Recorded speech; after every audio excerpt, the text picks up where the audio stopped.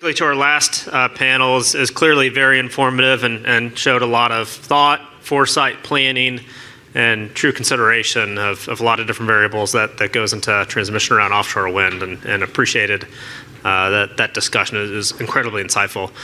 For this conversation, I'll turn it over to Nina here in a second, but it's clearly the topic that we've all been kind of internally talking about for the last 2 months with FERC's transmission planning NOPR, and this is really looking forward to this discussion, kind of a broader conversation outside of the WIRE's membership, and thank you, Nina, in particular, for leading our conversation here around it.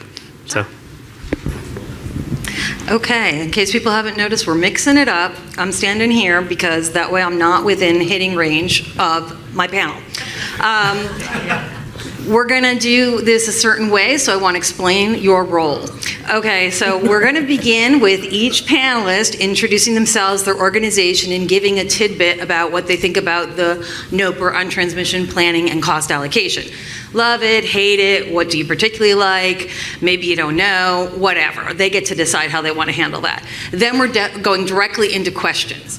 And we're going to do this based on topics. So when we get to the end of a topic, I will then ask for audience questions. We will not wait all the way till the end. Okay, is everyone on board with that?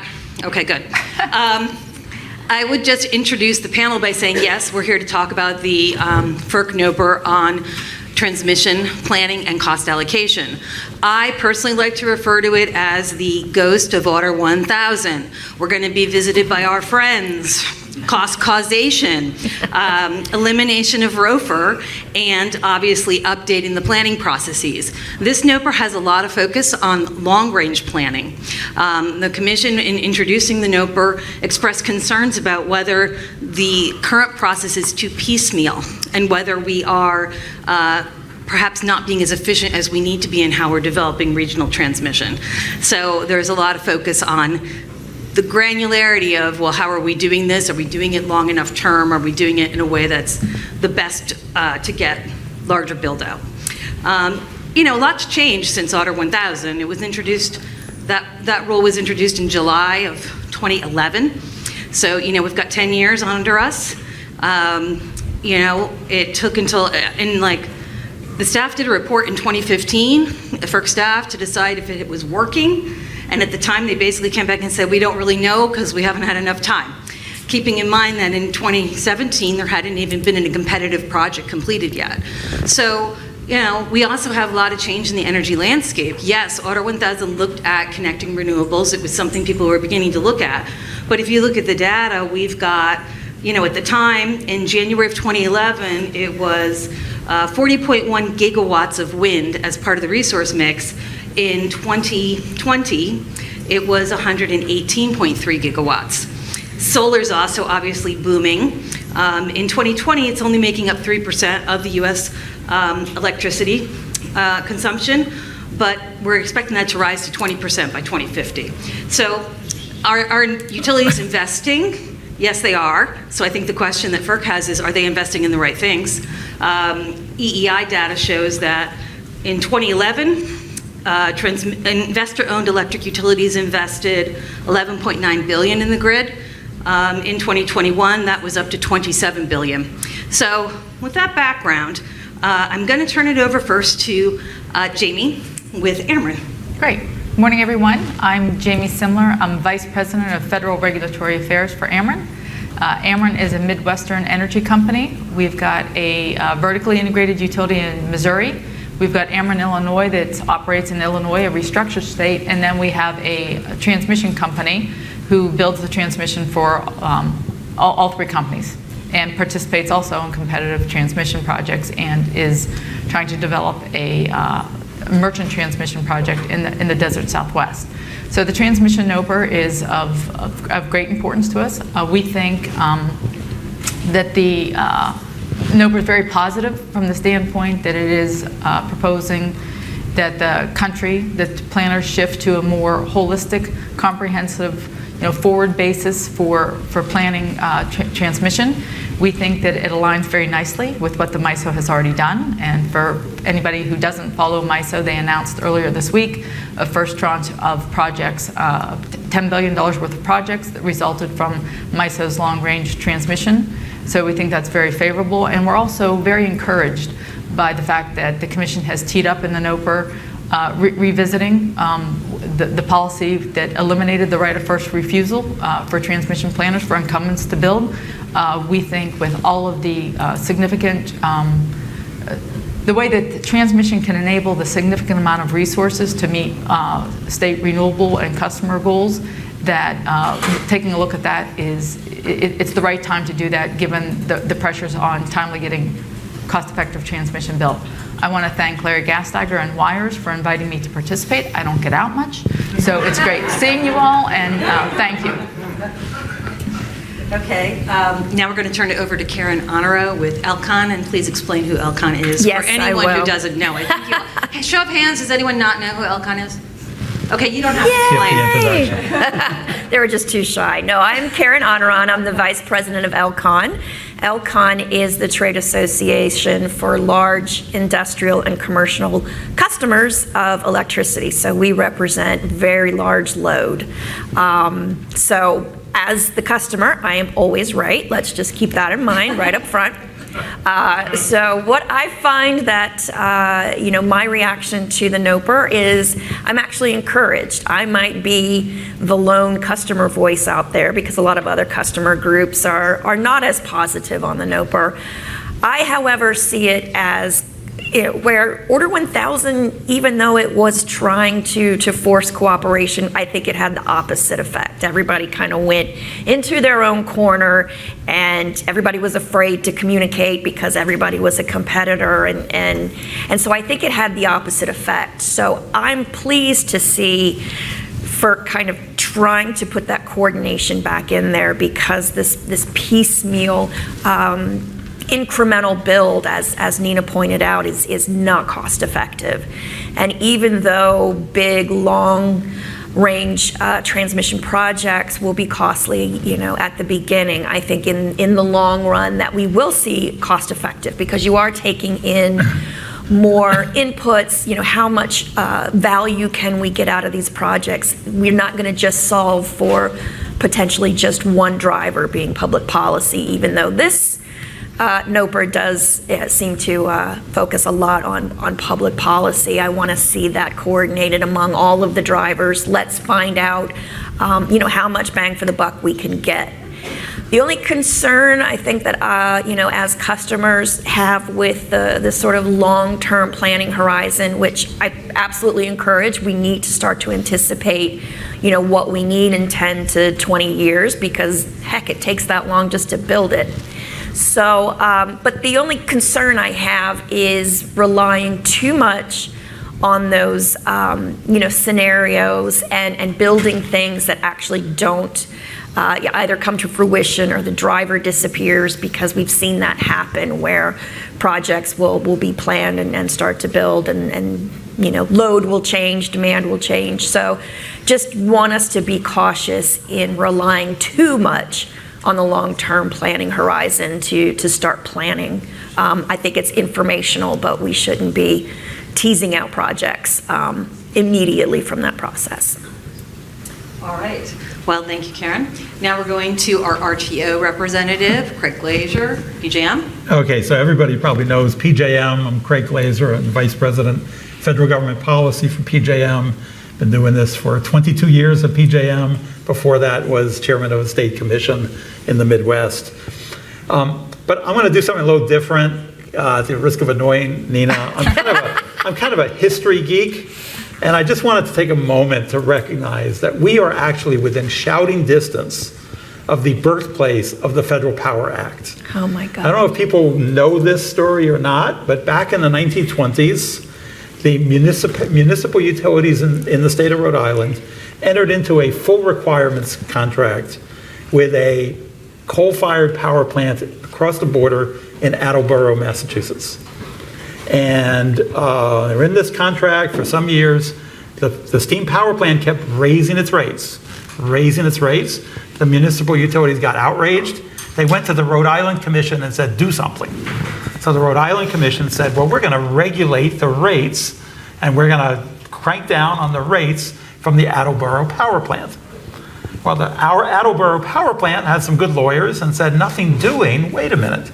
You're in the state of Rhode Island. We're in the state of Massachusetts. Your jurisdiction, Rhode Island Commission, begins and ends within the borders of this small state, and therefore you cannot regulate us.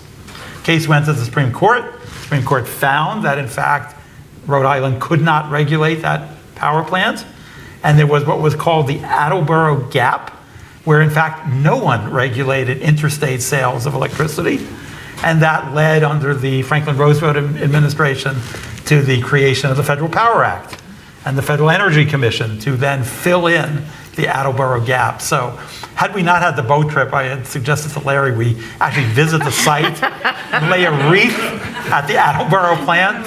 Borden, you have to tell me where it is exactly, but All right, Craig. a little bit of history. A whole That was recreation. fascinating, Craig, but I told you not to Okay, do all that. right. Okay, Much more interesting than this order. we're going to move All right. on to, In a nutshell, moving to more mundane things here. First of all, just a disclaimer, we are still in the process of formulating our own comments, so these are really some preliminary thoughts.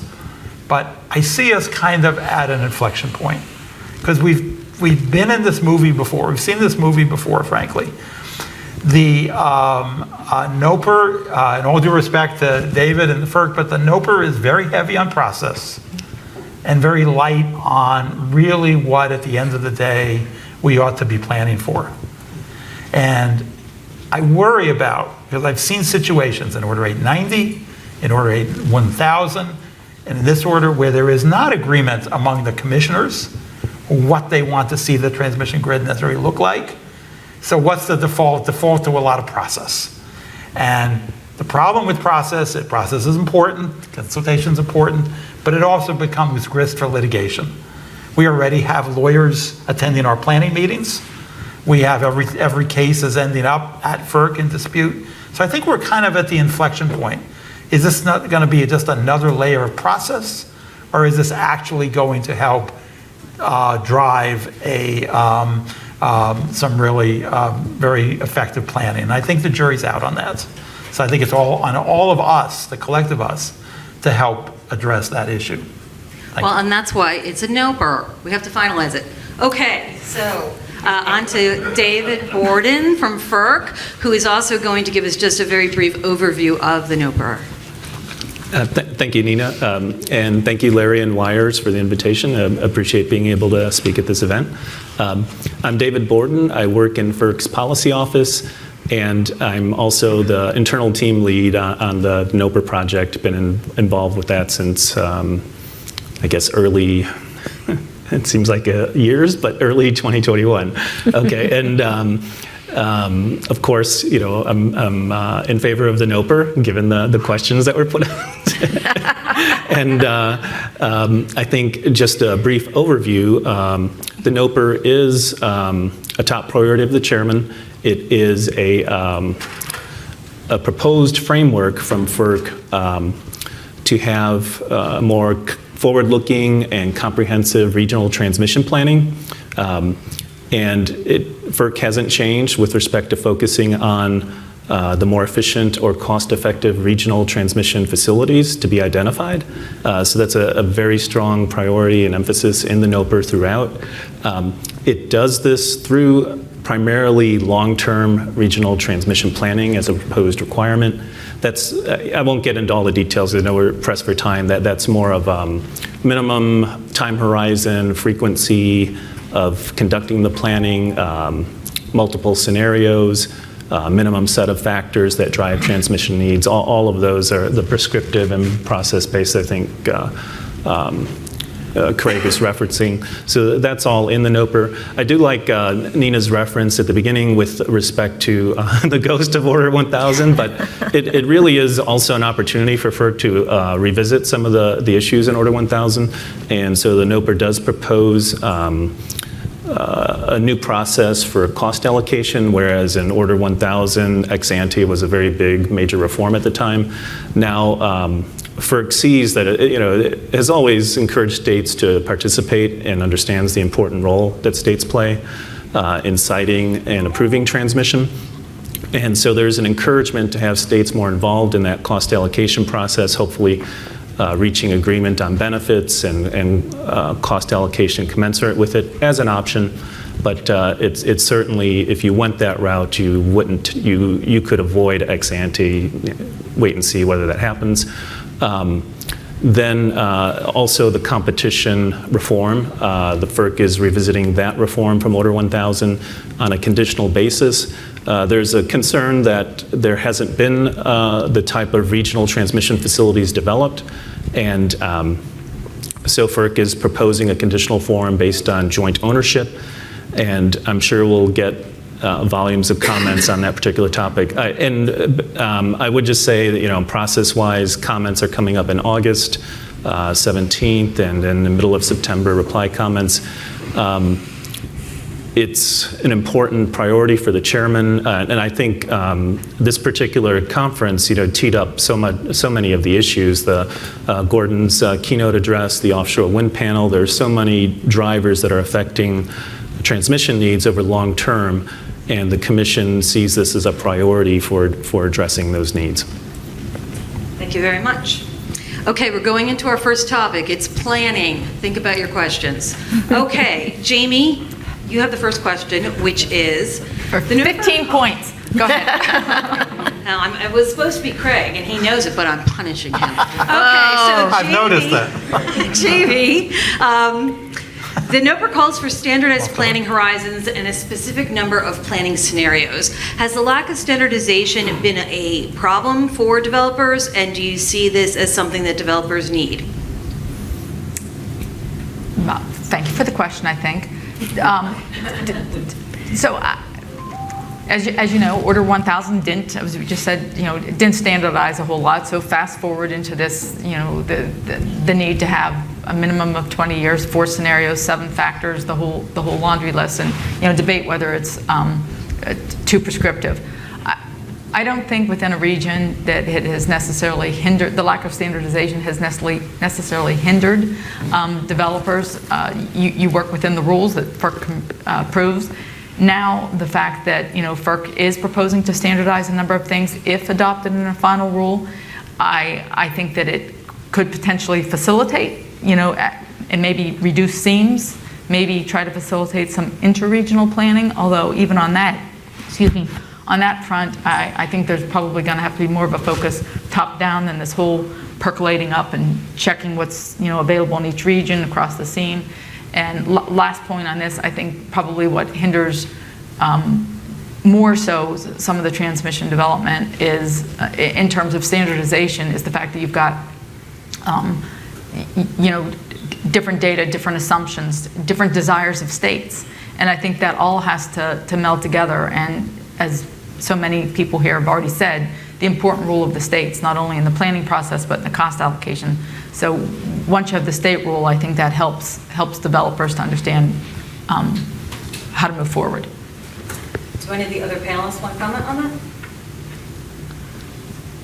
I'm being punished, so I'm not going to. Your question will eventually come. Okay, Karen, do you support, does ELCON support the sort of forward-looking planning, renewable energy zones, and generally just more regionalized planning? Now, in your opening comments, you seemed a little divided. Like on one hand, you like the idea of being forward-looking. On the other hand, you don't want to commit to a lot of projects based on forward-looking scenarios. So please clarify. No, you answered the question for me. No. I think, I like the 20-year looking forward. I think that will help inform where we need to be, where we think we're going to go. The concern is because the further out you go, the more speculative the drivers and the needs are. And so I don't, customers don't want to be saddled with a cost for a project that ends up not being needed for whatever reason. So I like that it's used as an informational only. I don't want to see, big, huge projects start to be planned and developed that, you're expecting to meet a need 20 years from now, because I just, as much as we would love to predict 20 years out, we can't do that. And so the best we can do is use our best guesses and our best analysis and the information that we do have to help inform as we continue to plan for not just public policy, but reliability and economic projects as well.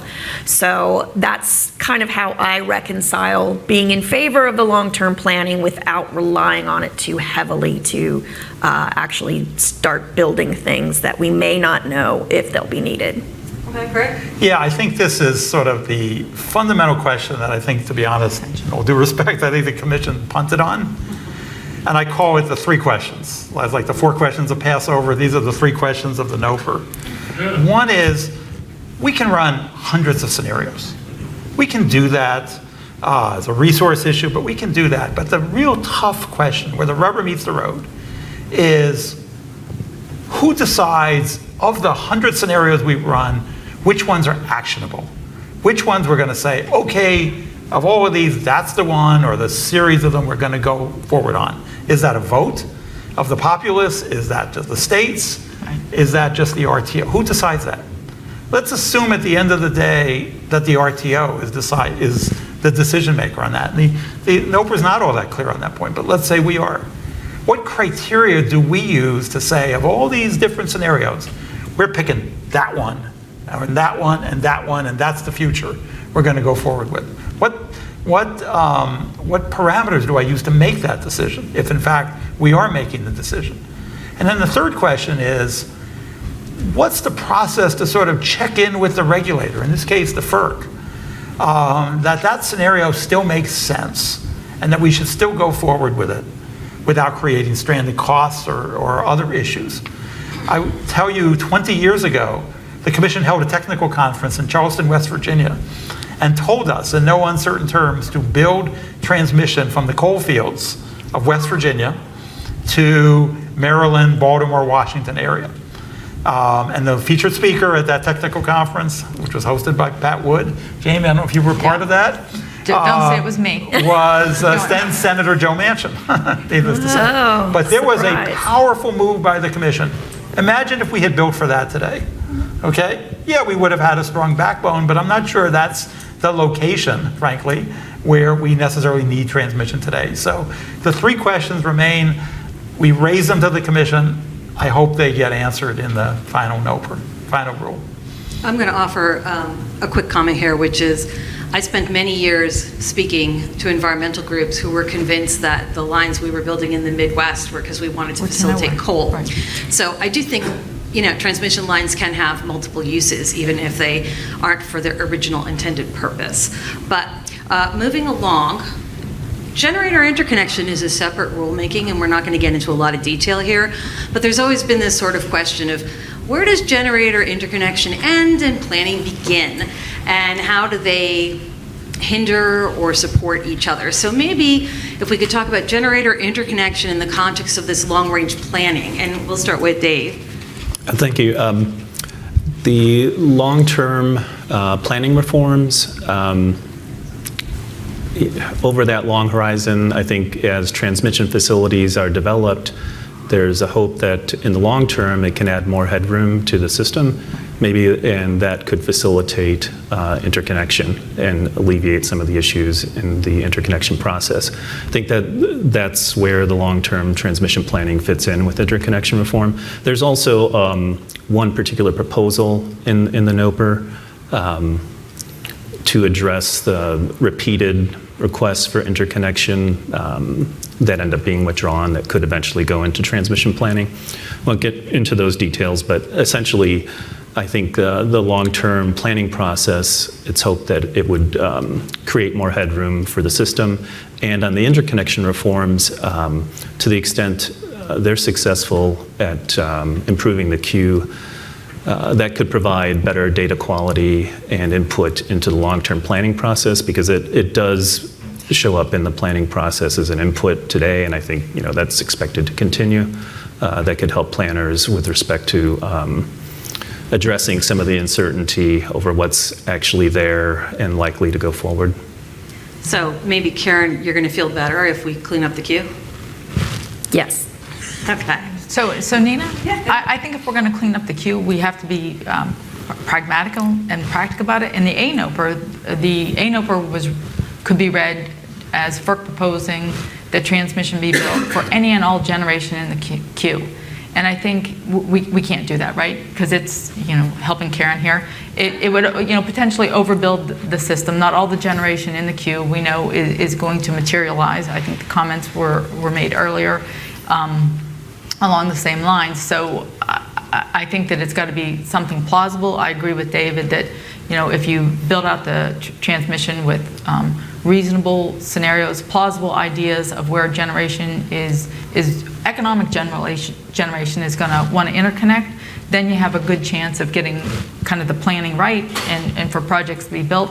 But if you swing the pendulum too far and think that you're going to be building to interconnect every and all generation, I think that's where you start getting into concerns about customer affordability. And so, we'll be interested in looking at how people respond to the NOPR and comments on that front. And whether we can prognosticate that 20 years from now, what that's going to look like is an interesting question. I don't think Craig likes 20 years. What do you think?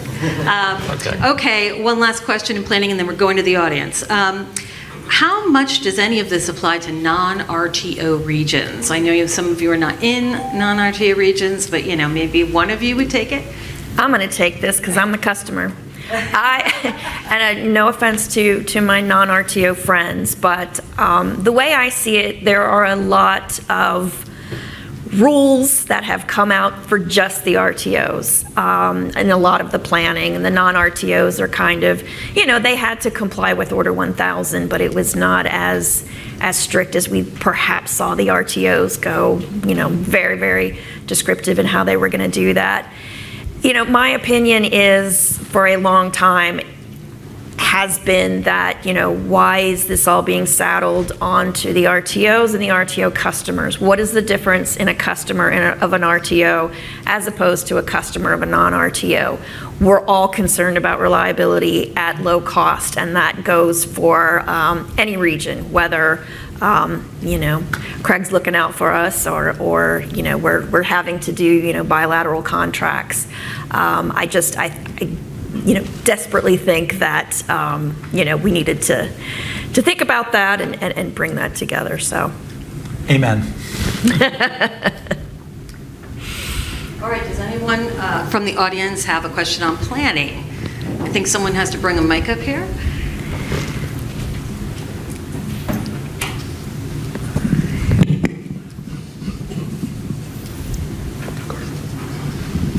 Thank you. I wanted to go back to this question of the decision maker, because I'm curious about, I think, I wasn't even thinking it was an open question, to be honest with you, Craig. So why would an RTO want to be the decision maker? I certainly don't.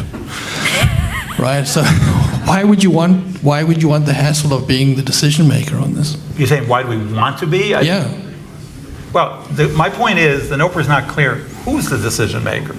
So there has to be this clarity on, at the end of the day, who's the decision maker? And frankly, if it's, and we've heard this from our states, if it's reliability or market efficiency, there really is an interest in the RTO. Yeah, fair enough. So I think on reliability, I'm with you. I think the RTO can make that decision. But if what you're doing is you're building transmission to enable public policy that is being driven by the states, how can it be anyone other than the states? There's no federal public policy here. On enabling. So here, and this is an open question as to, I'm not saying we necessarily have to be the one to do that, but I could see in a multi-state RTO like us and like New England, a lot of very odd situations where lines sort of suddenly get routed around one state, goes this way, goes that way, in a very sort of suboptimal solution because one state does not want to pay for it, does not want to cite it, etc. We already have those issues. At some point, if you just say all the states decide everything, you do have to think about, is the grid manageable? Is it so balkanized at some point that you have a very inefficient solution and you might as well not even build it? Then you'll have a reliability problem. And then you can take then you're sort of tripping into then a reliability problem, and then you're stepping in it's not a great way to sort of back into a heavy-handed solution. The states clearly need to be major decision makers, no question about it. It's just when there's a standoff, and this, I yet to this day can I think of a project as a pure public policy project. There always are reliability issues that are being addressed. There's always market efficiency. So I personally have trouble with the concept of this is a pure public policy project, because I'm not sure that actually exists. Well, and I guess I would jump in and say, the NOPR does suggest that we look at multi-value projects and not just buckets. Right, exactly, exactly. Other planning questions? All right, we're moving on to cost allocation. Okay, cost allocation. Jamie, does the NOPR proposal for enhanced state involvement in cost allocation pose concerns for stakeholders or transmission developers? For example, delays or potential conflicts? And I'm going to put Karen on this one too. Okay, go. Yeah, so, as we've heard a couple times, it's important to have states at the table, give states a role in that cost allocation for all the reasons that have already been said. I think that the structure of the NOPR is a little awkward in that it puts, transmission providers, transmission owners kind of in the driver's seat to get the states together to figure out if the states want to decide whether they want ex ante, ex post, a combination of them, or to do nothing. And then if they do nothing, then it's back to the transmission provider or the RTO to try to figure out what the cost allocation should be. And so I think there's a role for the states. I think it's important for for the states to be at the table. And you got to kind of marry that up with the tension from the Atlantic City case that says the 205 rights are the 205 filing rights, cost allocation reside with the transmission owner. So long-winded way of saying I think the NOPR proposal has some of it right by having the states at the table. I don't think all the details have been worked through for how that can work. Just one other comment on that too, and I don't know, Gordon, if you've had this issue in New England, but we have had this issue in spades. When you say, yeah, states should come to the table, yes, but a number of states have told us, I can't come to the table because I'm going to have this in front of me as a siting decision as to the need for this line and its reasonableness.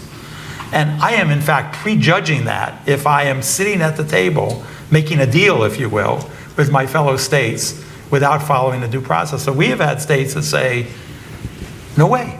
No way, I'll see it when it comes to me in a formal process.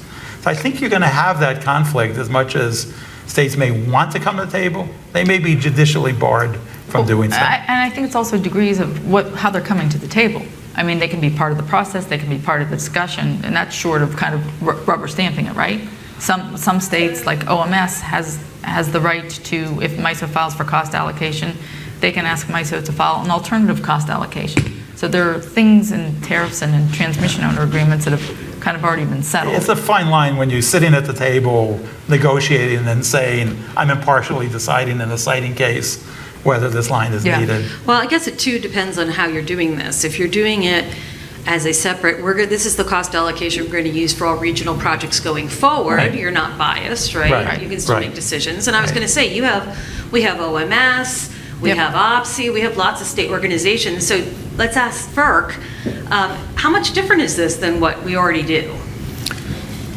Good question. I think the main difference I see is both the potential to deviate from ex ante cost allocation. That'd be a big difference from Order 1000 just because that was a significant reform. The other part is the added process, and I'd view that more as enhanced participation, trying to seek that from the states.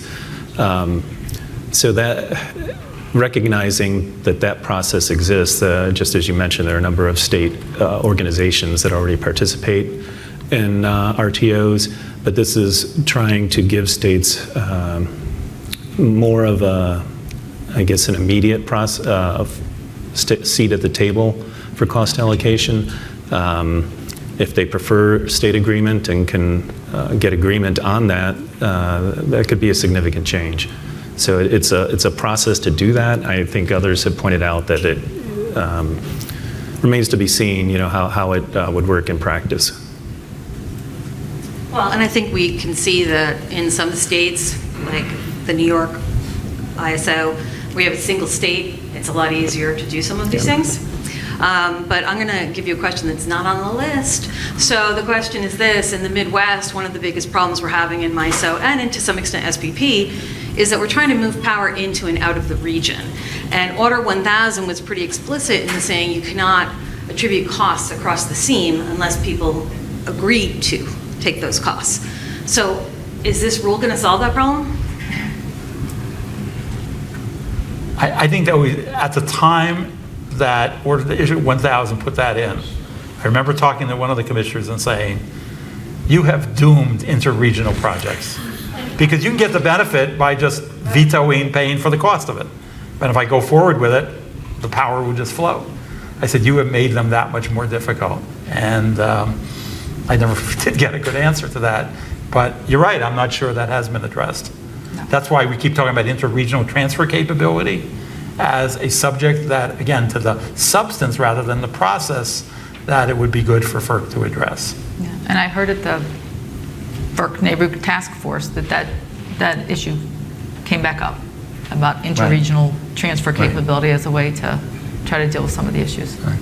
Yeah, if I understood the question, yeah, I don't think the NOPR directly addresses that, and agree with Jamie after looking at the neighborhood task force. This was the transfer capability was a significant issue there in discussion. All right, so there's something everyone has to comment on, okay? All right, any questions from the audience on cost allocation?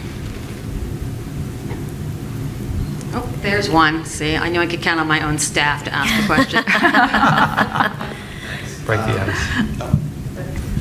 So I guess this is a question that covers probably both planning and cost allocation, but I think it's a good time this week for us to brag a little bit about what's going on in MISO and the approval of the LRTP projects.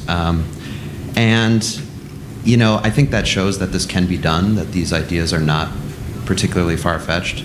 The only problem is it took too long to get the agreement. It really should have happened pretty much right after we got done with the MVP portfolio, that planning process, and it took 10 years to get everybody to the table and decide, yes, we need to do this again. So I guess my question for everybody is what are the lessons that you might draw from what's been achieved in MISO as it applies to this NOPR and our ability to repeat that?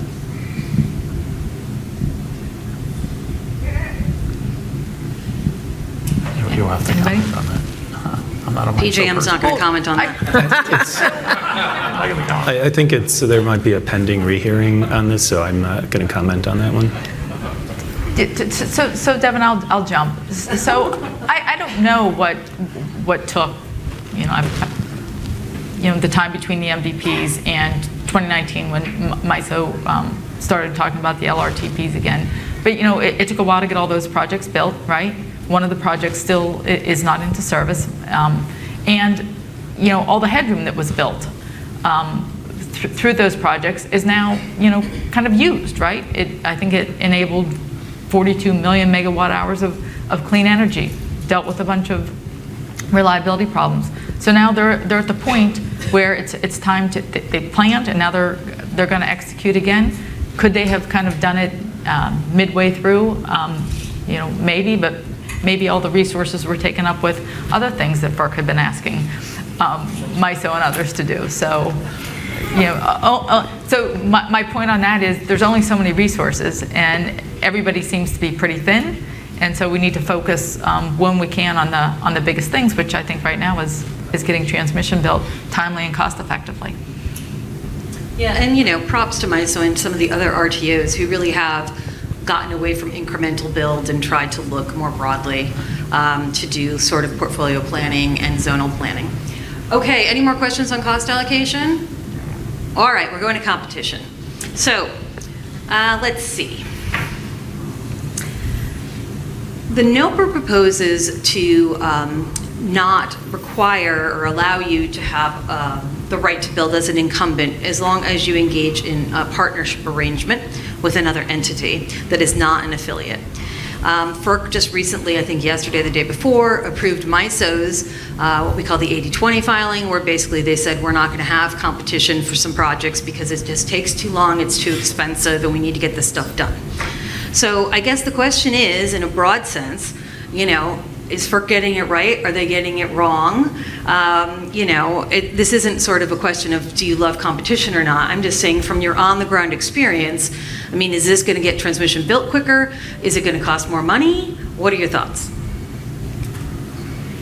Well, I'll jump in on, there's a part of this that I think has not gotten enough attention, and that is that FERC is actually not making a decision on this point.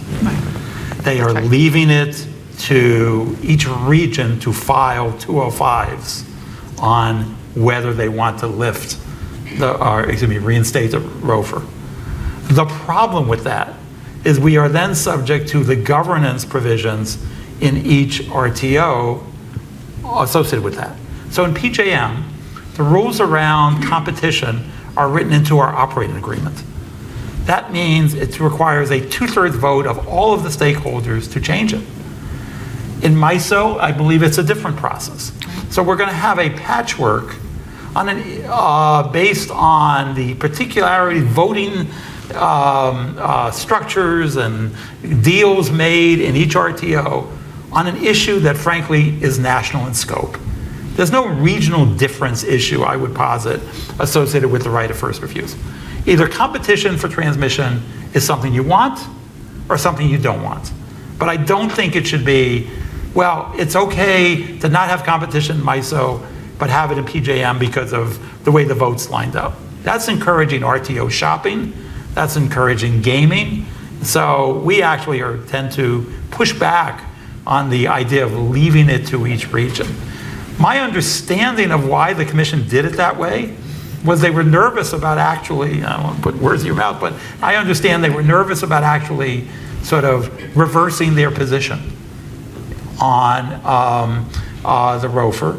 So rather than deal with it in the Court of Appeals, they're just saying, well, let each region file a 205. Right. But it's kind of a cop-out, to be honest, when it comes to what should be a national policy, not a region-by-region policy where TOs in different regions have different rules solely based on voting. I would add to that, though, that we already have differences because some states have enacted ROFR and some states haven't. So, for example, in MISO, there's a number of projects in Tranche 1 that are under state ROFRs, and those will be built by incumbents, and there are others that will be potentially built through a competitive process. So it's already inherently unfair. But this is going beyond states. One thing to argue whether states should have that, legislatures. Now we're into just the counting of votes within the RTO process. That's a lot. Yeah, and I guess I would draw to everyone's attention, if you haven't already seen it, there was a complaint filed, I guess it was Friday of last week, by a large number of energy users in the MISO footprint, arguing that FERC should overturn state ROFRs, which, as you remember, in Order 1000 was something they said they would not do, and this current NOPR does not make a change to that. And of course, the court has weighed in on this in several proceedings. So it's a hot topic, people. No one else has anything else to say? Oh, I have lots to say, but Craig jumped in before me. Okay.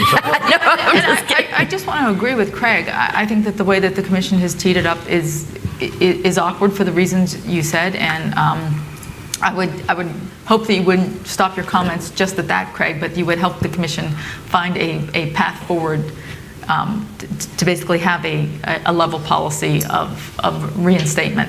But Karen, I'm interested in the customer, Yeah. The customer, well, I mean, it's interesting to note that the complaint filed on Friday was the Industrial Electric Consumers. So they are also kind of a cousin to our organization. And ELCON actually stepped out of their coalition because we see things a little bit differently. Their posture is all competition at all time for any reason at all cost. And ELCON's not there. Because in what I was saying earlier when I first introduced myself is, every Order 1000 really did, kind of create adversaries rather than planners. We need people to come together and figure out how we do this cost effectively. And so I haven't seen competition work all that well because I think the players have taken a scorched earth policy, a position. You've got merchant developers that say no incumbent anywhere can ever own transmission. We just cannot have any incumbents owning anything. And then even, on the incumbent side, that, there was an incentive to keep things local. I know that asset management's very important. I absolutely agree with asset management, but I think that in an effort to, to keep those projects for themselves and their returns, there was this incentive to not play in the sandbox. And that wasn't just the incumbents, that was the merchants as well. And so I think having this, and I agree with Craig and Jamie, the devil's in the details on how that actually works out and whether we're still going to have this patchwork of rules and even among the RTOs, not to mention the non-RTOs. But I'm really encouraged that FERC is sort of pushing us to coordinate again, and I think giving opportunities to other developers to partner with incumbents, whether they be co-ops or munis or even merchant. I kind of question whether some incumbents will want to partner with some of the merchants just because of some of the fights that have been going on. But I think in order to not have this incremental build, we really need everybody at the table. And I know that there's difficulties in getting everybody at the table, but the Order 1000, just created silence as far as, even talking to their states.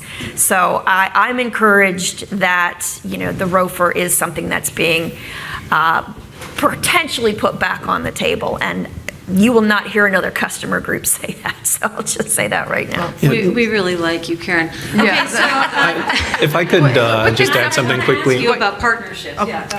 I just wanted to add that the Commission, in the NOPR explains that they're concerned about why regional transmission may not be being developed over the years since Order 1000, and that this could be one of the main reasons. So they've moved with this proposed reform. I would highlight that the Commission does ask in the NOPR, should there be broader reforms on ROFR? And it would encourage everyone, from all parties to address those issues. And I'm expecting this to be one of the biggest issues of comments, obviously. But, I think the Commission is trying to hear and develop this record. We'll see what happens in the final rule. And from a partnership point of view, do you think the Commission was looking for partnering as a way to just have better cost allocation? Was it partnering to just sort of have other entities have an opportunity to join with an incumbent to build? What were you thinking? I think from the NOPR, it's a number of factors. It's the cost allocation. It's the collaboration that's being mentioned that could take place. To the extent some may have a specialty that could lower cost, that's there. So it's a number of factors, but the Commission's being flexible again on this part to not deciding exactly what meaningful joint ownership is. So I think that's something, they definitely would like to hear comments on. Yeah, and we appreciate the fact that the Commission is hopefully willing to be flexible on what that term means. There have been a variety of joint ownerships, incumbents, co-ops over the years, and we know how to do it. And I think to kind of constrain what that looks like, it will actually hamper joint development and joint ownership from occurring. Sure. Okay, we're going to go to audience, but I just want to ask Larry, what's our time? 15 more minutes. Okay, cool. Okay, I already see someone has a mic and is ready to ask, so we'll go to Dave Weaver. Thanks, Nina. Dave Weaver with Exelon, and appreciate you guys being on the panel. And Karen, I really appreciate your comments because, we've in the competitive space, we've been making comments as Exelon and transmission owners and PJM and EI and everywhere else that it impacts collaboration. And it just strikes me over the many years that I've been involved in planning to some degree, how impactful it really has been to getting to the right solution and getting to what is the problem we're trying to solve. And unfortunately, I think today, what we see is, in PJM space, Craig, right, where we open up a proposal window and the next, we don't even have a clear understanding of what the problem really is that we're trying to address. And what are the multi-driver benefits of what we could be looking at? And I think Lathrop brought it up beautifully with the state agreement approach in New Jersey. While, I applaud the state for, advancing offshore wind transmission, it's a bit clustered because we don't have a plan in front of it.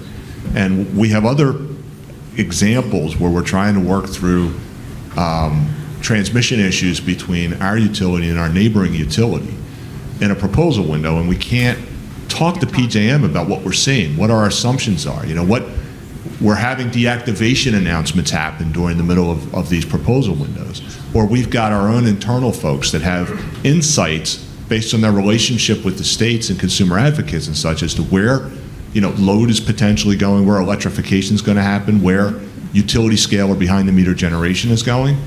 And we can't have the discussion. I mean, we can't have the discussion about what is the... You can have the discussion with us. You can certainly have the discussion. We can't have the discussion with you about what you're really trying to achieve because it's... And it gets into the whole stakeholder process about what you're sharing with an incumbent TO versus another competitive developer. And so it's starting to really sink in with me that it's more than just the term collaboration. I think collaboration ends up being, are we getting to the effective solution because we're not sitting utility A or incumbent A, utility B, PJM, all in a room together to say what is the issue, rather than just throwing a proposal window out there under the Order 1000 pretext. So I just bring that up as a comment, and I guess my question is, does anybody have any thoughts about, with the NOPR, how we could achieve that collaboration? If there's still the element of this competition, and there's still this hybrid model where you're going to need to be working with a developer, or maybe another transmission owner, maybe that's allowed in FERC's mind. But I just wanted to, I'm starting to get on the soapbox about this because I think it's really important. And I think it's more than just a buzzword about collaboration. I think the two things that the commission teed up, this opportunity for the incumbent to partner with someone, the conditional ROFR, I think helps address that in part because you're choosing your dance partner, right? And so you're working together collaboratively in that environment to get a project done. The RTO will have identified what the transmission need. In the case of MISO, you go out, and the solution. And then in MISO, Ameren would get to partner with a co-op or a muni to try to figure out how to make that project work for the benefit of customers meeting that transmission need. So I think some of that competitiveness goes away in that environment. And like David said, the commission asked the question, should it do more? Should it reinstate the ROFR? And I think, if the commission reinstates the ROFR, in my mind, we're back to the way planning used to be, like MISO MVPs. Massive build out, $6.6 billion. That was collaboratively done. CapEx 2020. Another thing where it was collaboration, there were synergies. The TOs got together with states, with other customers to figure out, what were those renewable goals? What did they see coming down the road that needed to be done? And they got it done. And there wasn't all this additional process that really doesn't seem to be getting us where we need to be. They're certainly not comprehensive big solutions. They're one-off small projects. It feels like a lot of effort for not a lot of gain. Can I answer a question with a question? And it's as much to David as it is to anybody else. The joint ownership arrangement, let's say I've got a need, I'll just say in New Jersey, for example. And PISA clearly, in this example, clearly knows the system, got the solution, et cetera. As I read the NOPR under the joint ownership arrangement, I can't just designate them unless they go get a partner, which just means they're just splitting the costs, have to go all kinds of arrangements. And at that point, what's the partnership arrangement accomplishing? If I've decided they're the best ones, they could just do it, they've got the expertise, why do they have to go get a partner at that point? What is that accomplishing? And if they don't get a partner, then I have to put it out for bid. Right. Totally. So it just seems kind of an odd barrier, if you will, to put into just going directly to a solution. Help me out on what I'm missing there. I don't think I can help you out. I think the proposal says what it says in the NOPR, but if part of what your concern is that a facility is identified at a certain point in time, and you'd like to know whether that incumbent is going to go out and get the partner earlier in order to not delay the process. That seems like something to address in comments to me. But yeah, I can't help you resolve that one overall. Okay. Yeah. Fair enough. Unfortunately. Fair enough. I mean, I guess I would just observe that it speaks to the theme of the NOPR, which to some extent is they want people to collaborate more. They want it to be regional planning. They want it to be long-term. So, less of, I go off and do my own planning and roll it up through a local plan and more, It just has those unintended consequences, I think. But It does, but it's been a theme since Order 890. I see Jody. Yeah, just a quick question. Jody Moskowitz with PSEG, and I think sort of piggybacking off where Dave was heading and also Craig, one of the things that we have really struggled with and kind of interested in FERC's, perhaps if you're willing to share some thoughts about this, is that, in the non-RTO regions, there really is no competition. They don't have open windows, whereas those of us, in PJM or in other RTOs have to deal with, what are these incredible challenges associated with implementation of ROFR elimination. And we've talked about some of those challenges in terms of lack of collaboration. Jamie just mentioned sort of driving to the lowest cost solution, all kinds of issues. What is sort of, and I'm trying to figure out exactly how to phrase this, but what are your thoughts on that in terms of that kind of dichotomy, how we are where we are, that you have large regions of the country that no competition at all, and how are we going to address that going forward? How do we fix that, or is that something that we would again sort of just put forward in comments, or is what is FERC's view of that? I should have prefaced my whole talk with, these are my thoughts and my opinions. They're not FERC's. Too late. It's all on camera. He said it to me before he started talking. You're covered there. Yeah, one thing I would say is, I think FERC has said publicly, competition, it's still the default policy under Order 1000, but in terms of the actual outcomes, there probably hasn't been a lot of it, actually happening in terms of what was expected.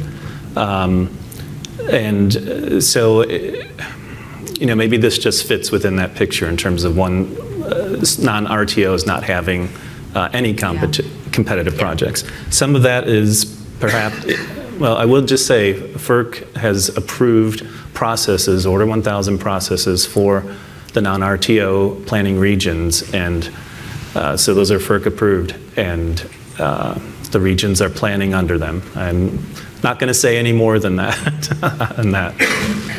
Well, Jody, it's going to be in my comments, definitely, about the non-RTOs. The way that Order 1000 just kind of left, and I feel like this NOPR, and perhaps this is a not popular stance, but I think maybe a little bit more prescription is due in some of how we do to equalize that RTO, non-RTO split, because, it is. I have read those orders, and there's so much that the RTOs have to incorporate into their markets and everything else that's going to require transmission, and the non-RTOs, there really isn't a whole lot of visibility into exactly what they're doing, and are they getting the best ideas out there, and is there an opportunity for more innovation? I agree it's an issue, and I wish FERC would fix it. I'm not going to say anything about FERC fixing it. I would just note it that At the recent NARUC meeting, there were at least one, maybe two state commissioners who brought this issue up in terms of just the overall NOPR reforms. I think overall the comments were positive in terms of how they viewed the NOPR, but some I think expressed concern that it gives transmission providers in the non-RTO regions something more to think about in terms of forming an RTO. We have one last question, which we're going to do, and it's going to be the last one. But I just want to make a quick comment, which is I happen to be speaking with an entity from a utility from a non-RTO region who shall remain nameless, and they said, I don't know, this NOPR, it makes me feel like I have to act like I'm in an RTO. And I said, you have no idea what you're talking about. Okay. Mine was actually not a question. I just didn't want to leave Craig's question on the table without answering. And since the hypothetical put in PSEG, I certainly am in favor of broader, by the way, Alex Stern, PSEG, sorry. I'm certainly in favor of broader ROFR reform, as everyone has talked about, but we had that hypothetical to a degree. There was a 145-mile line that had to be built, named Susquehanna-Roseland. Could PSEG have built it itself? It's been a huge success story. Absolutely, we could have built it ourselves. Was it better that PPL built the Pennsylvania piece and we built the New Jersey piece? 100%. Sure. The collaboration that we had, I would speculate to all of you, that led to that line being built. I don't think that line would have been built if Order 1000 was in play as successfully as it was. And the collaboration extended not just to PPL, not just to PSEG, but also to PJM. We were working very closely. We had to go through all sorts of siting approvals to get that line done. We were working for long, extended periods of time closely together to make sure that we explained to all the states, all the municipalities, the National Park Service, why we were doing what we were doing and why it was important. And so I would just illustrate that as an example of where a joint partnership of two can work. Both of us had ROFR rights, and it worked. Okay, well, we appreciate all the audience participation and good questions and comments. I do want to say that, WIRES will be having a fall meeting, at which time we can tackle such issues as local planning, transmission monitor, and other issues after we get comments submitted into the NOPR. So I hope everyone will tune in for that. And with that, please thank my panel. They've all been very cooperative and fun. Thank you. Thank you. Good job. Thank you. Safe trip back. Yes, everybody. And let's do this again. All right. I want to thank this panel. It was a great discussion. It could have gone on for another hour, I'm sure, at least, and more to come. But I also want to thank everybody for attending here today. I think we had a great meeting. Thank you, Gordon, again, and for sticking around, actually, and for some of your very insightful questions as well.